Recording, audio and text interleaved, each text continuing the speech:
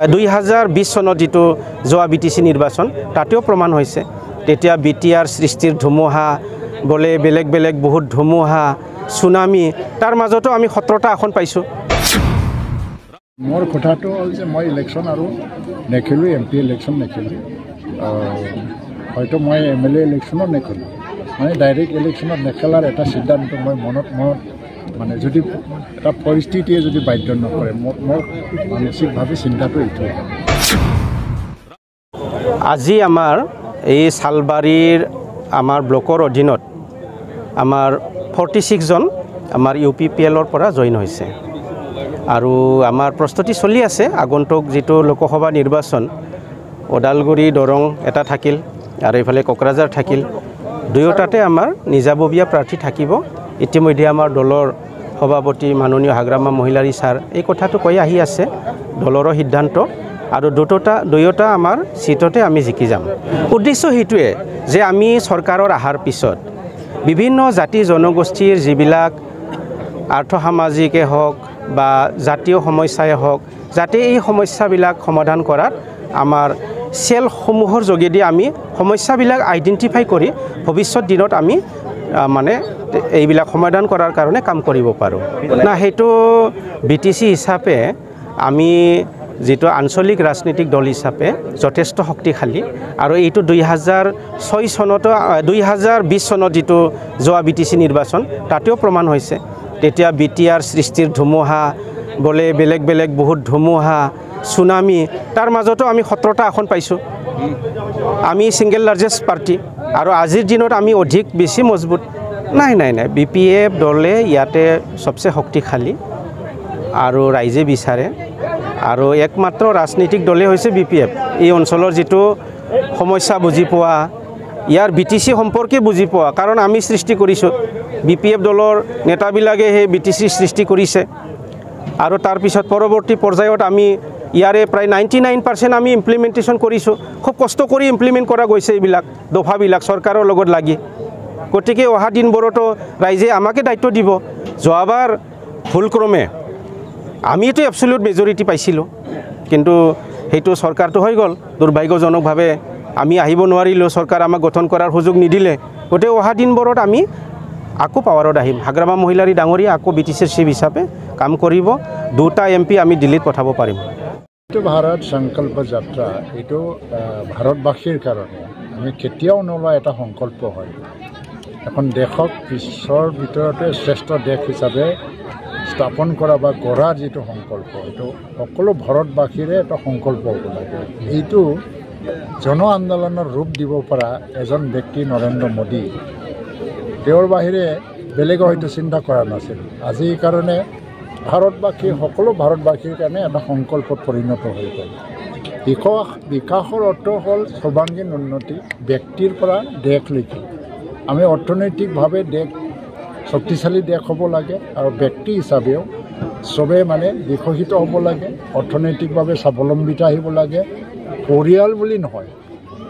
ব্যক্তি মহিলা সবে মানে স্বাৱলম্বী মহিলা হ'ব লাগে আৰু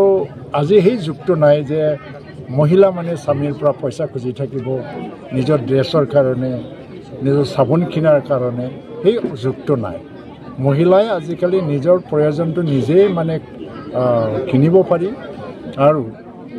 পৰিয়ালত যেতিয়া অৰ্থনৈতিক বা অৰ্থ সংকট আহিব বা প্ৰয়োজনীয়তা আহিব মহিলাও দিব পাৰি এই এটা ধাৰণা লৈ পেলাই বিকশিত ভাৰত সংকল্প যাত্ৰা যেটো 17টা আঁচনি লৈ আমি ৰাজ্যৰ মাজত আহিছো ration card Ayushman Bharat card আৰু তাৰপিছত সেল্ফ হেল্প গ্ৰুপ আৰু WCDৰ পৰা যিবিলাক হেল্ডি বেবী আৰু বিভিন্ন আঁচনি যেনেকৈ আয়ুষ্মানৰ লগতে উজ্জ্বলা যোজনা গেছ কানেকশ্যন আহি গ'ল কিষাণ সন্মান নিধি কিষাণ ক্ৰেডিট কাৰ্ড এইবিলাক আঁচনি যে আহি গৈছে 17টা আঁচনি এই সম্পৰ্কে যেটো প্ৰাথমিক জ্ঞান সকলোৰে লগত থাকিবই লাগে আৰু আঁচনি কেনেকৈ হ'ব পাৰে ভৱিষ্যতত ভাৰতত ডাইৰেক্টলি মানে এটা কেছ পইচা দি পেলাই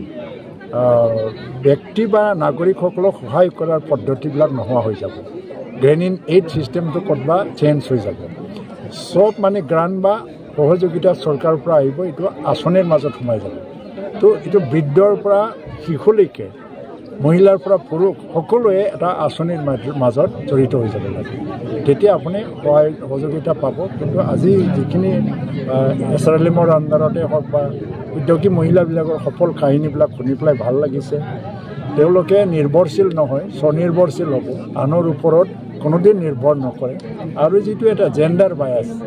ডমেষ্টিক ভায়োলেন্স ডমিনেশ্যন বা দমন কৰি ৰখা মহিলাসকলক আমি সুবিধা নিদিয়া এইবিলাক অভিযোগ নাইকিয়া হৈ যাব স্বতন্ত্ৰ মহিলা স্বাৱলম্বী পৰিয়াল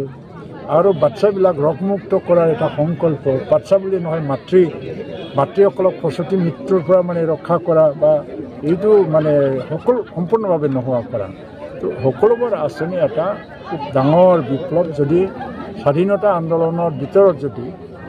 আমি মানে আমাৰ ভাৰতত ভিতৰৰ পৰাই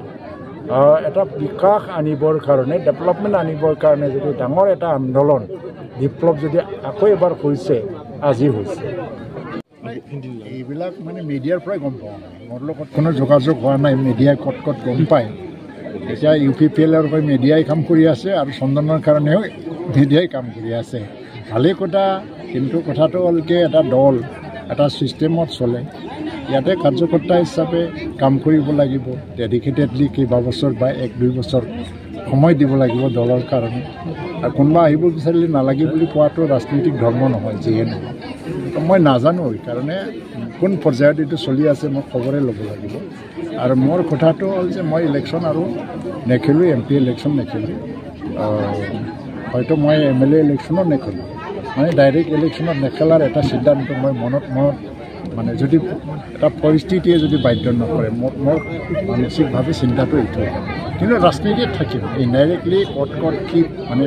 দায়িত্ব দিয়ে মোক এনেকৈ মই কাম কৰি যাম কিন্তু লোকসভাত মই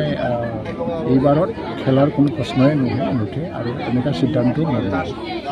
ভাৰত তৃতীয় মানে শক্তি হৈ যাব অৰ্থনৈতিকভাৱে সেইটো নিশ্চিত কাৰণ আমি কোৱা নাই এইটো ভাৰতে কোৱা নাই এইটো ৱৰ্ল্ড বেংকে কৈছে তেতিয়া আমাৰ ইয়াত ৰাস্তা ঘাটৰ কাৰণে আন্দোলন নহ'ব হস্পিটেলৰ কাৰণে আন্দোলন নালাগে স্কুলৰ কাৰণে আন্দোলন নালাগে